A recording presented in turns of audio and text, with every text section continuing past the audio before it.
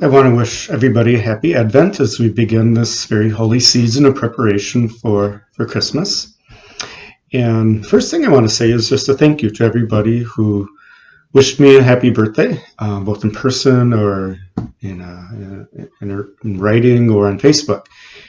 Really is nice to know of your prayers, your support, and in our connections, even though we can't see each other as much as we would like in person. So thank you very much for that prayerful support. It means a lot to me. And as you can imagine, my birthday, I didn't go out and do anything really big or any big celebrations or anything. But what I did do is I had a chance to get together and share some pizza with a friend. And in that, we were able to share a little bit about losses in our life. And in my case, losing my dad. And what was amazing in that we were able to bring Christ to one another. We were able to recognize in our conversation where hope, Christ had brought hope and reassurance into our lives in these moments of grief. And it was just good to realize that along the way, even though it had happened in the past, sometimes in the present we're not always aware of it. And so it was kind of that waking up that we hear in last Sunday's reading. And so that's just so important to do. It's important for us in Advent, a way of waking up is helping one another to recognize that presence of Christ's hope is breaking into our lives.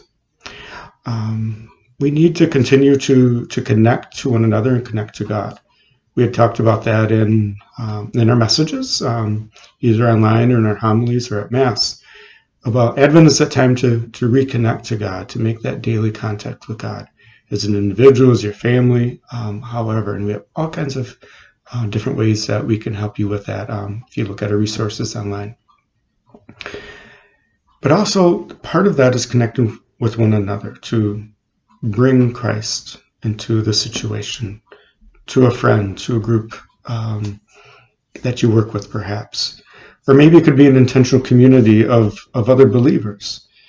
And when we can make that place where it can become kind of a spiritual home, where we can find ways that, since we can't always, are not able to, like normally, get together and to create that community after our Masses, but we can create intentional communities of small groups to connect with. And that's what we're trying to work on into our parish, so we can bring Christ, we can bear Christ to one another into the situations in which they live, to bring that light of hope to someone who is sad, and to share faith and to share the joy that we encounter in our everyday living.